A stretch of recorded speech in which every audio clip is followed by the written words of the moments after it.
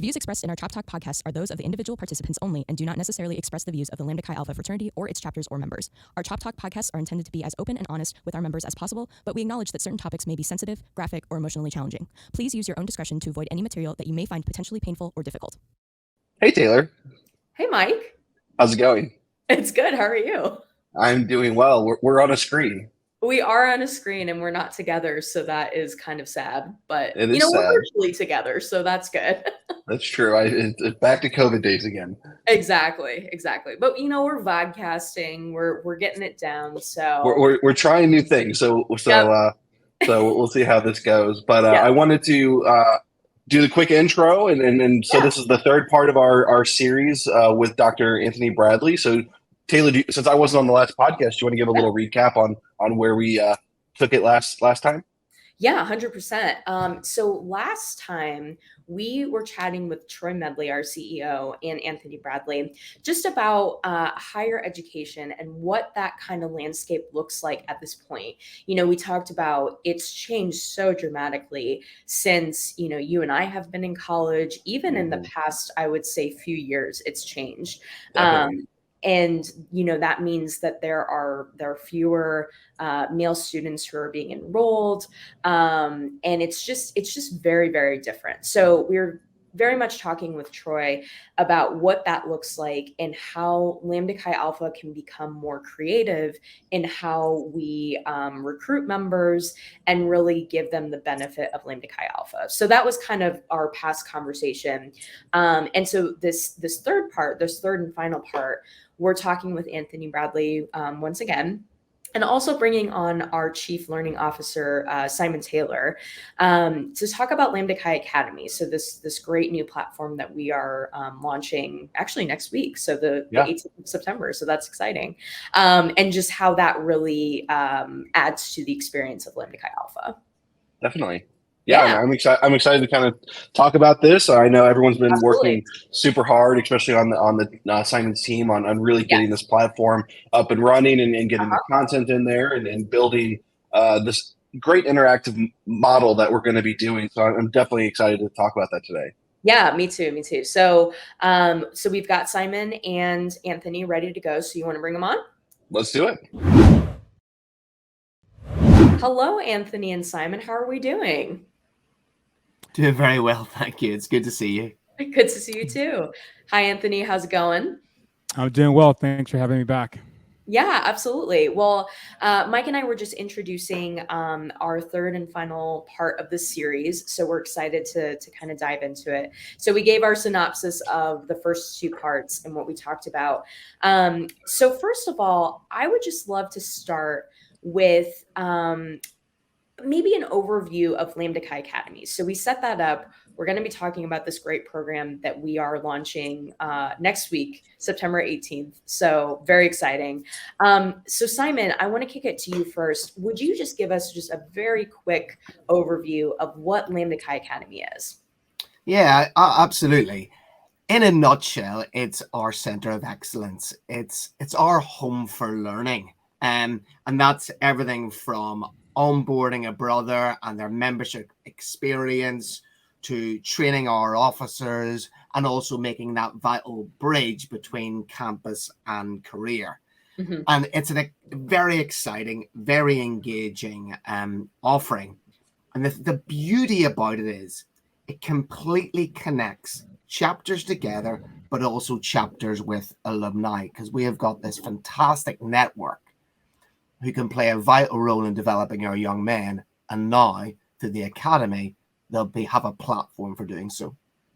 Yeah, that's perfect. And, we had Leadership Skills Certification Academy and Ideal Man, but this new iteration, I feel like is just so much more exciting and interactive, like you said, and very social. So I think that's really exciting. And that really goes into what we've been talking about of this idea that fraternity really, it really fosters a connection and relationship between brothers. So, Anthony, in your mind, just hearing, and kind of seeing the platform yourself, how do you think that really adds a benefit to membership in Lambda Chi Alpha? Yeah, that's a fantastic question. I think it's really important to understand that fraternity is formational. That we're simply not bringing in young men for the purpose of giving them a social club, but there is a formation aspect. We are forming them into the great men that we believe they can be. That requires some instruction. It requires some direction. It requires some intentionality. Hmm. What it requires is for older brothers to see younger brothers as works in progress toward greatness. It's a partnership between alumni and older brothers and new brothers for the purpose of forming them into certain kinds of people. And what you're doing, particularly with Lambda Chi, is that you're forming them in a way that's consistent with the mission and the vision and the values of Lambda Chi. Because you believe that bringing men into these values and this vision and this mission, these are the types of men that we want to send out back into the world Hmm. for the purpose of serving and making our communities better. And so this really sort of levels up the fraternity experience beyond simply, the proper fun aspects, which are great, the Hmm. social aspects, which are fantastic, the brotherhood aspects as well, which are just incredibly dynamic. But this does something unique. This is saying that we are about formation. One of the conversations I had with a young man at the University of Virginia in discussing fraternity life, this is what he said to me about his fraternity. He said that he wishes that his fraternity was formational. Hmm.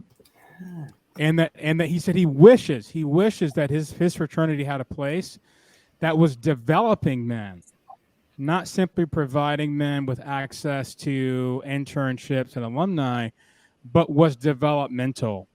And so by adding something like this academy, you are fostering the sorts of things that universities cannot do. Universities don't develop students anymore. They used to, Hmm. but they can't do it anymore because they're not allowed to be directional with certain kinds of principles, and they don't have the staffing and the expertise. And I think insofar over the years, as brothers are formed in these ideas and formed in these principles, that developmental aspect will be something that you'll recruit on the basis of, right? Come Hmm. here and we will use our vision and our mission and our values to make you into an absolutely fantastic man, who will leave this university, this college, and do great things. Yeah, 100%. I can see Simon smiling because I feel like this is just music to your ears. Look, absolutely. I'm enjoying going through Anthony's book, and what he said is exactly what we're trying to achieve. Hmm. Um, we get men from all across North America with very different experiences.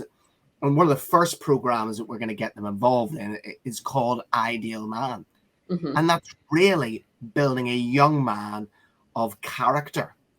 And that's a really tough thing to do.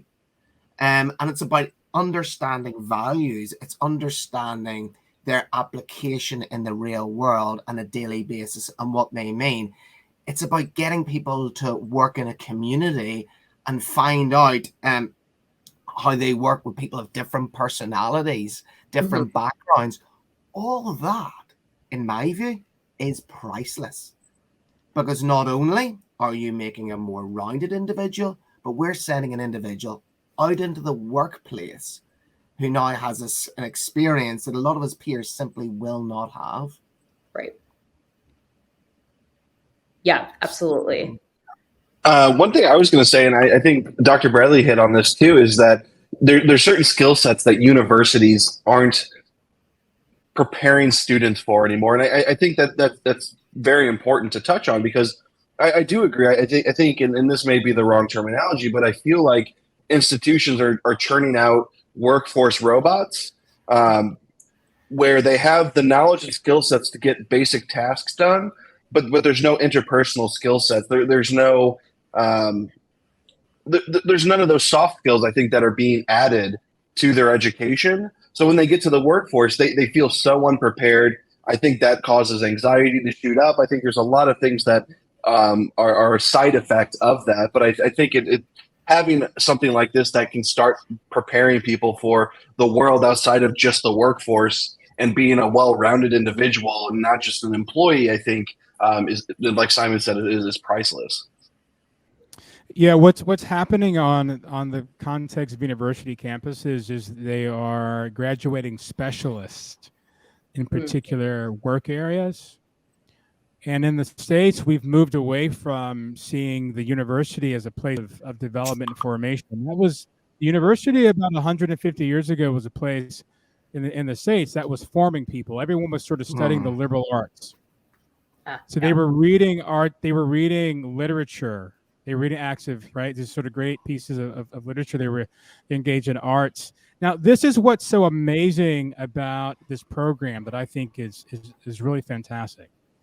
It actually is returning fraternity back to its original design and purpose, which was to develop men and to make them into great men. Remember that when fraternity started, they emphasize the development of these soft skills, the development of skills that would help you succeed in the marketplace and in the world. So remember when fraternity started, they would read these acts of philosophy and literature and debate them. You had to learn how to debate. You had to learn how to give speeches. You would have to learn how to be in rooms with different people and argue back and forth. You had to learn how to sing, right? You had to learn music. You had to learn how to come together for the purpose of local service. I mean, it was all a part of that. I mean, it was really something developmental. That was the purpose. And so many fraternities have gotten away from that so much that fraternity life, it has become recreation, not development. And the university has become really about graduating specialists in narrow areas who can become future donors back to those specializations, but it's also not developmental. So if a parent is listening to this, the parent needs to ask this question: where on a college campus can my son get development, get formation? Right. And the only place that's going to happen outside of team sports and maybe ROTC is fraternities. If your son is not in a fraternity, or if he doesn't play sports and he has a great coach, or he's not in some sort of military training, he will not get developed at all. He will be making it up as he goes. And so what's going to happen is when he graduates, he's going to, the technical term is fail to launch.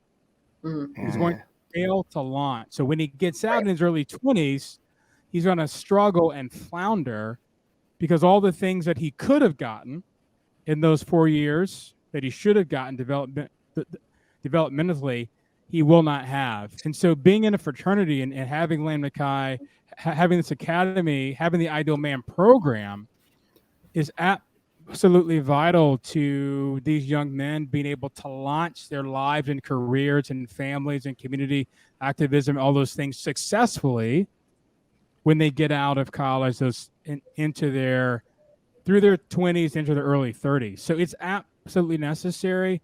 And I would also tell parents, if you're encouraging your sons to look for fraternities, if they don't have a program like this, tell them to move on, because they're wasting their time, and parents will be wasting their money paying dues for their sons. They don't have, if the fraternity is not developmental, you're wasting your son's time and money. So this, to me, I think is really going to make Lambda Chi one of the leading fraternities in the country.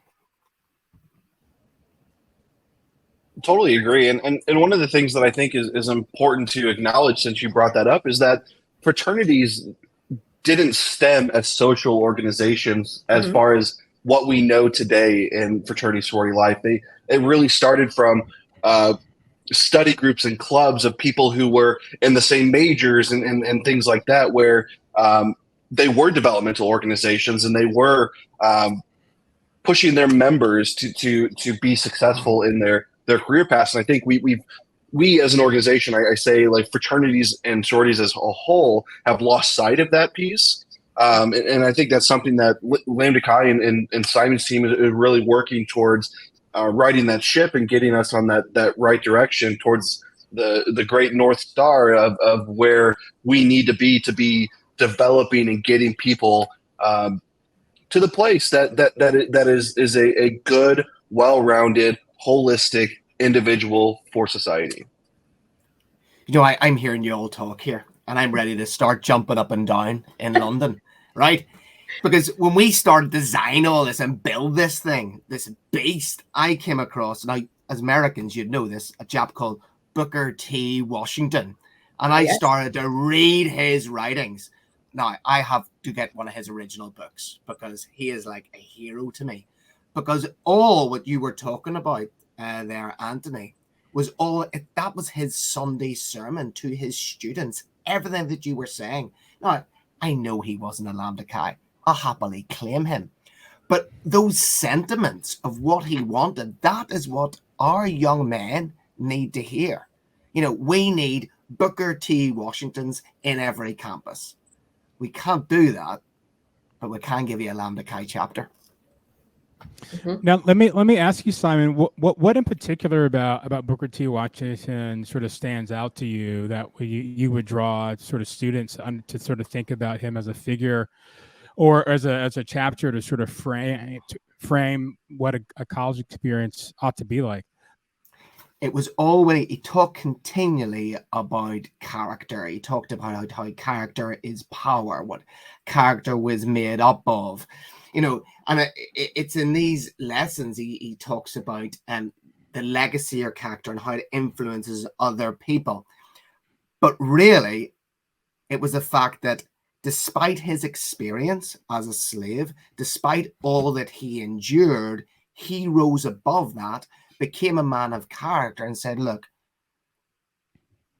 don't forget what happened, but you've got to learn to move on, and you've got to be leaders in society because you owe it to yourselves to be leaders in society. That's what I took from his writing. So I hope I haven't crossed any boundaries there. So I really admired him for his experience and being able to act in his example to his community. That's exactly right. I think one of the things that the Booker T. Washington did as well, which is something that fraternities do well when they're properly activated, which I think this Idle Man program, you know, all things that you guys are doing, it's actually giving guys hope that in the midst of their past experience with adversity and challenge and pain and suffering, which is the consistent narrative of being a human being, to give them hope that they can make a real difference in the world, that your past doesn't define you, that your past struggles don't define you, that everything that happened to you or things that should have happened to you that did not happen, things that you needed that you did not get, in spite of all of the rubbish, right? In spite of all of the things that were terrible in your life, we need you. We need you. Yeah. We need you to rise up and to step up and to make your community a better place. And so the thing that Booker T. Washington did is he gave them hope that their lives mattered and that we would be worse off as a world, as a community, as a culture, if they were not a part of it. And I think one of the things that this framework does, that the Academy does, is it provides a context for hope, and it explains, and also you add that with the leadership component. What it does, it frames and completely weds together, on the one hand, who you can be, who you are, and secondly, how you can make a difference and make things better. So there is sort of built into the system an encouragement to press on, to move along, to move ahead, and to persevere through all of the challenges, because all of those things that were challenging and difficult, these are the things that are actually going to make you great, and give you some perspective and some humility, and allow you to make a real contribution to a business, to a family, to a community, to make everything better. Yeah. Totally agree. And Anthony, I want to circle back from something we talked about on the first edition of this series, and it was about university support, right? I'm hoping that with Lambda Chi launching this program, we can show institutions that what we're trying to do with fraternity is different, and we're trying to change the conversation about fraternities and sororities. And Simon, just to give you context, one of the things we were talking about is that institutions are becoming very quick to just give punitive sanctions to chapters and provide less support on the professional support on the campus, instead of providing more support, where we were talking about that fraternities can do such a great thing for the institution, such a great thing for the men on the campus, but they're not. And so I just want to kind of circle back on that, because I think that's so important for what Lambda Chi is trying to do. Look, 100%. And Anthony, he covers it in his book. Universities immediately go for punitive sanctions when somebody has committed some egregious error. But no university starts off and starts looking at a man or woman's character and thinking, are you going to be a good example in society? Can we work with you? And in fact, if universities did that, with the pressure they're under now, they would go out of business. So the so what of that is, fraternities are more important than ever before. We have a major gap to fill. And if a university was probably honest, and I'm talking on their behalf, they'd probably say, thank goodness you're here. Maybe that's a leap. Well, I think it's interesting that to sort of track the framing of the student affairs part of the university and how student affairs has changed over the years. In some schools, it was called student development. That was a framework. At some schools, it sort of passed away in many ways, and now it's just sort of student affairs. And students, especially if it's a large university, they can't do formation. They can't do development, because they're just managing thousands of programs and opportunities for students to either get in trouble, right, stay out of trouble, or just have fun to keep them distracted and keep them busy. I shouldn't say most. I'll use this word a lot. There are many student affairs departments at universities where their job is just to keep students busy. Just to keep them busy. Right. And what's happened, there's just sort of been this trickle down effect where the university's mission isn't really how they hire faculty. The mission isn't how they recruit students. Could you imagine what would happen if the university's mission was a criteria that they use for admissions? Well, yeah. Right? I mean, it would completely disrupt how we do college admissions, right? So because the universities are no longer mission driven throughout the institution, that also affects student affairs and student life, and student development is also not really mission driven. And so if you want the sort of formation and character that actually changes people over time, you have to do that in an institution like a fraternity or a sorority. That's really the only place it happens, because it has to happen in community. Yeah. It's through relationships. You can't get this in a book. You actually can't get this by looking at a bunch of podcasts on YouTube. You have to live this out and test it and experience it in community with others. Yeah. You have to see it succeed and fail in the struggles. It's kind of honed in sort of real life experience. and that's where the development happens. It happens when brothers are trying to work out a conflict, or when they're celebrating a success together, or when they're working through something difficult together. That's where all of the development happens, right? When your brother's parent dies, Yeah. when you don't get that internship, when you had a party that had some issues, you got to work those issues out, or when you had a party that went great, right? It was fantastic. You're trying to figure out what happened, right? You have brothers who came in and they were not great people, and now that guy who was the guy that everybody didn't really like so much his freshman year, he's a junior now. He's the president. Well, how did that happen? How did he change from being this person that people were like, he kind of rubs me the wrong way, to now he's a fantastic leader, not just in the fraternity, but also on campus, right?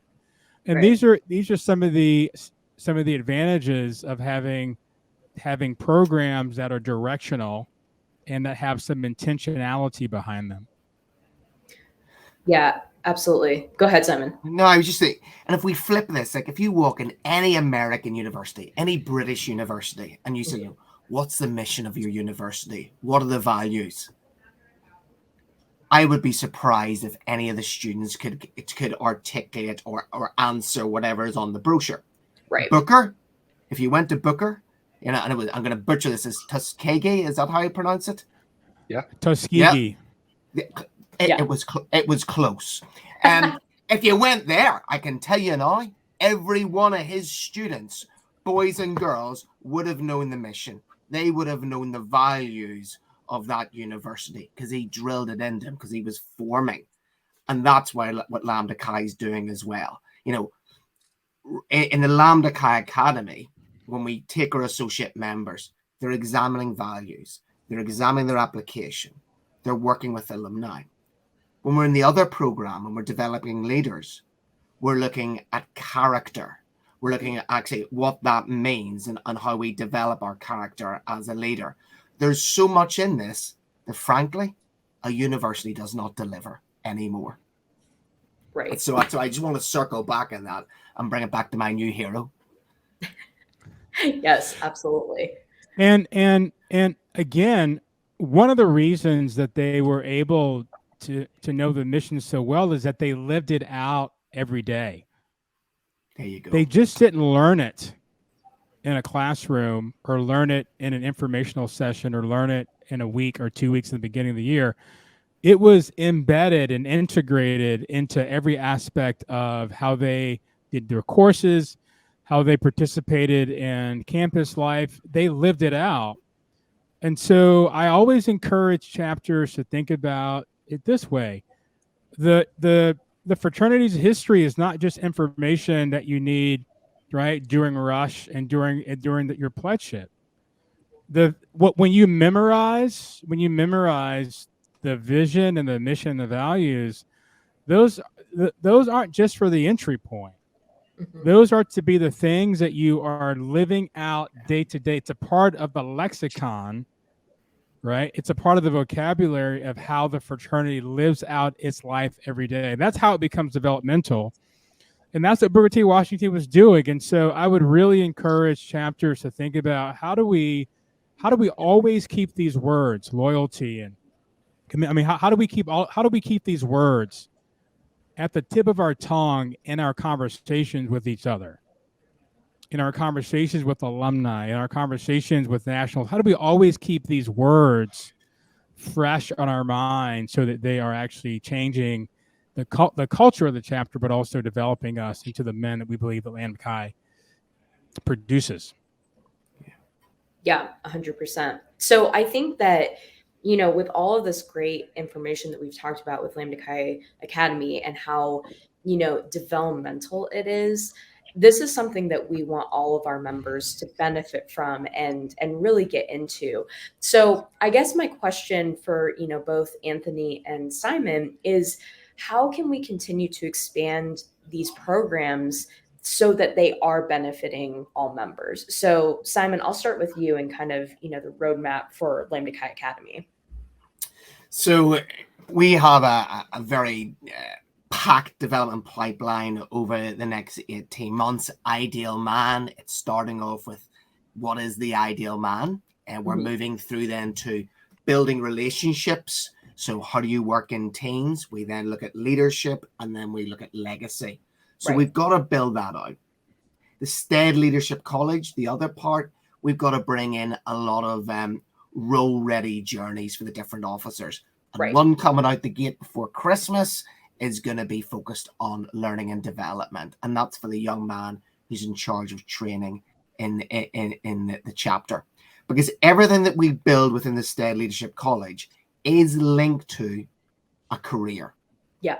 So the chap in charge of finance, everything is linked towards what would this look like in the world of finance? Right. The person in charge of recruiting, what does this look like in the world of sales? Now, it's a light touch, but it's making them realize going, this isn't just giggles and having a good time. I'm running a small business. Yeah. So we've got a packed development pipeline. And the last thing, to really make this grow is I'm going to be looking at more and more opportunities to bring alumni in. We need the Anthony Bradleys of this world to be deep inside designing, bringing content to life and having these chats. They're the future. They're the ones who are out there doing it. And we need to make those connections. Yeah, that's great. And so, Anthony, in your mind, how do you think that, this academy, these programs can really benefit not just like the leaders of our chapters, but every single member that's in this fraternity? Yes, they need to be immensely practical. They need to be, I'll say that again, they need to be immensely practical. They need to answer the so what question. Right. And what they have to do, they have to take guys as far down the line as possible in terms of the application to daily life that it could make and the difference that it could actually make. It has to be immensely and intentionally practical. And some of the ways, by the way, to get insight on the practicality of these programs is alumni. You actually need people who are further down the line who can say, hey, you're learning these principles over here. This is how it matters, not just in business, but in my marriage. This is how it matters in me raising children. This is how it matters in me living in my neighborhood with my neighbors. This is how it matters at work. This is how it matters when I'm a little league coach. It matters in so many different realms and different spheres of human life. I mean, we're talking about forming men, not just to be good leaders in the marketplace, but to be good citizens of a community, right? And so insofar as these can really be laid out in terms of the practicality, the details of application, it'll draw more and more interest. I mean, this is exactly why lads right now are listening to Andrew Tate. This is why they're listening to Jordan Peterson. This is why they're on YouTube watching these self-improvement videos. Because all of this content is incredibly and distinctly and uniquely practical. They're telling guys the big ideas, but they're also giving them the so what and where and how. They're answering all of those questions. And so if it's just another program of principles, it's not going to bear much fruit beyond the days or weeks or when it's given.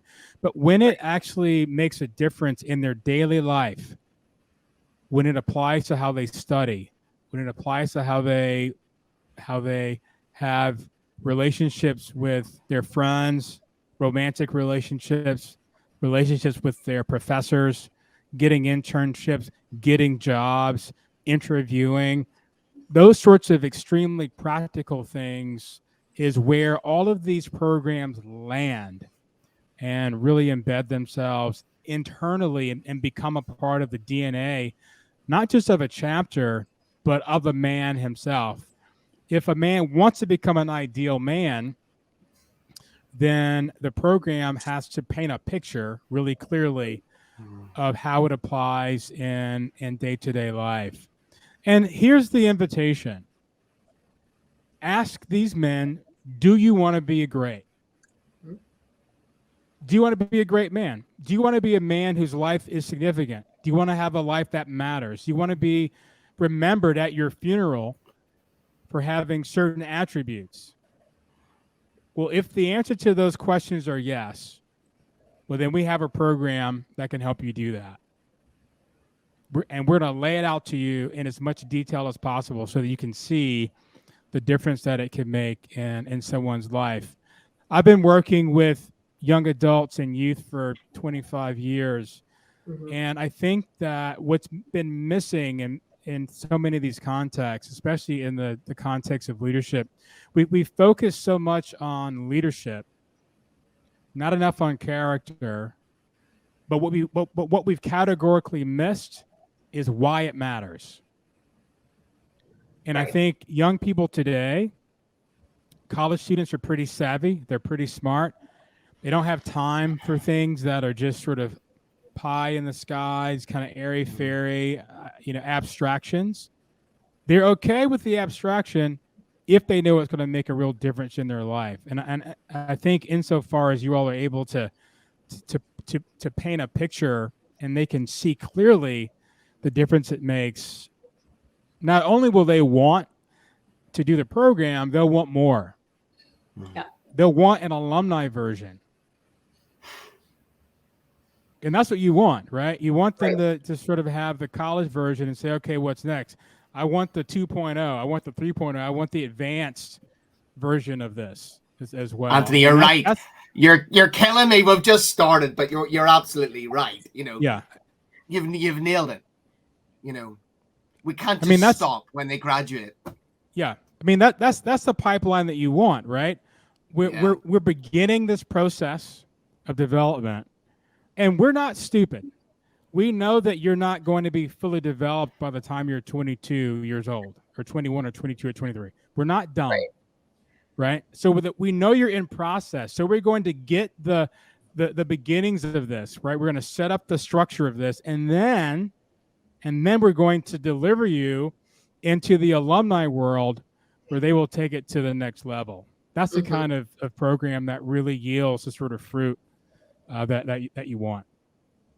I kind of want to wrap everything up today and really start just kind of what is everyone's takeaway. And one of the things I was going to start with is Lambda Chi's mission, right? We were talking about institutional missions, and so I want to kind of bring Lambda Chi's in there, and it's to inspire and equip men to lead an ethical life of growth, service, and leadership. And I think that's something for the members that are listening today that you should commit to memory, because when someone asks you what is Lambda Chi about, I think that is something that you should be able to tell them is what the organization is trying to do. Yeah, 100%. So I'll kick it over to Simon. What would you say is your biggest takeaway? The so what of this conversation, if you will. I mean, really enjoyed this with Anthony, and the nugget that he gave me, and he reinforces, make sure it's absolutely practical. Yeah. And that means in terms of the signposting and the learning that our young men can see the value, and we explain the value to them. And that's something I'm going to go away, I'm going to reflect on and make sure that we have done enough and what we can do more of. And the last bit, look, he hits the nail on the head. He comes in and he says, so what? What are you going to do next?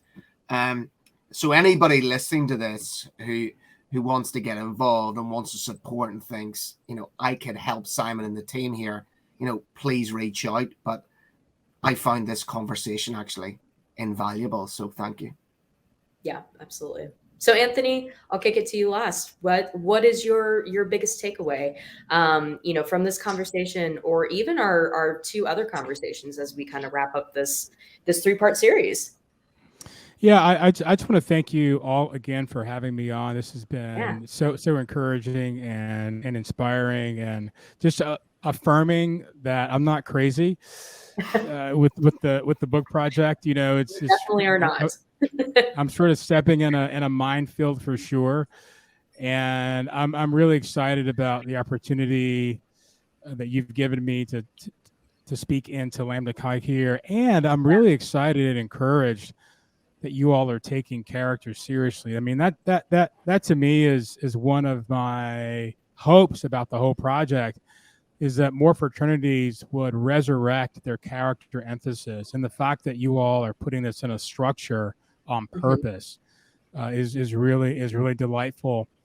You know, the big takeaway for me, and this is something I would tell the lads who are coming in, and the leaders and the alumni, is like, listen, you go to college once.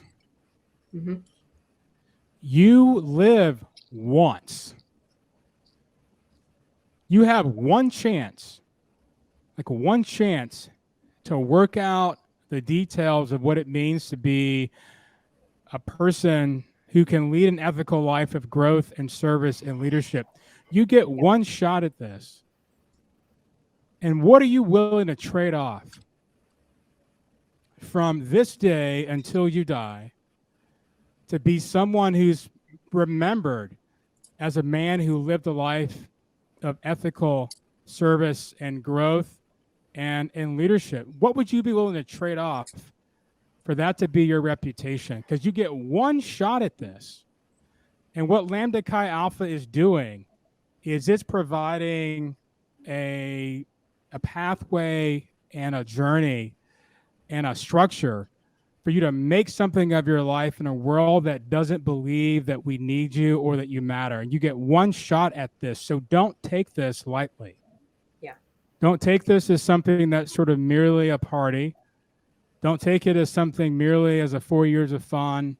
But this is really an opportunity to do something historic, so that 100 years after you die, someone is telling a story about the impact that you made. And Lambda Chi Alpha and the Ideal Man program and the leadership program and the academy is the beginning of establishing that legacy, because you only get one chance to do this. Definitely. Yeah. Couldn't agree more. That's fantastic. I think that's a great place to end the series. So thank you so much, Dr. Bradley, for joining us. Thank you, Simon, for joining us as well on this part. I think this has been fantastic, and we are so excited to continue to grow and see where this leads us. So thank you both so much. Sure. So this has really been a fun 3-part series. Definitely glad that we got to end it with Simon, Yes. because I know him and his team have been working so hard on everything to do with the Stead Leadership College and Ideal Man. And so also it was great to hear Dr. Bradley's thoughts on everything that Lambda Chi is doing. He's not a member of Lambda Chi Alpha. He is a member of a fraternity. So it was cool to hear that he was so impressed with everything that Lambda Chi Alpha is doing. Yeah, I mean, it really, you know, makes it worthwhile, I think, that someone of his nature, you know, and what he's trying to do with his book, and just, you know, a big proponent of Greek life, is so on board with what we're doing. So it's encouraging, really. And I also do want to point out that Mike and I are very underdressed from where we started.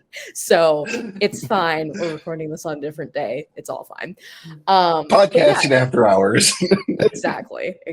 But yeah, I totally agree with Mike. I think that this 3-part series was so exciting and refreshing too, because it's really nice to hear an outsider's view of what we're doing. So yeah, I totally agree with you. Yeah, and I was just thinking back on the whole series and really what was my favorite highlight or moment from it.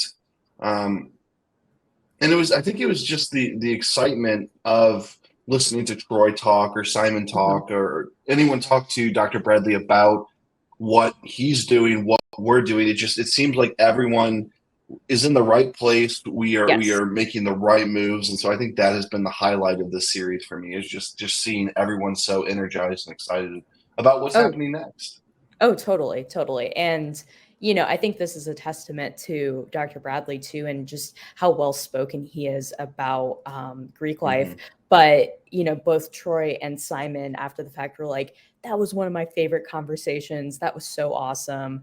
So yeah, again, totally agree with you. And then I think that one thing that stuck with me, and it was from this last part, is Dr. Bradley's sentiment of, we only have one life to live. And I thought that was a really great kind of soundbite.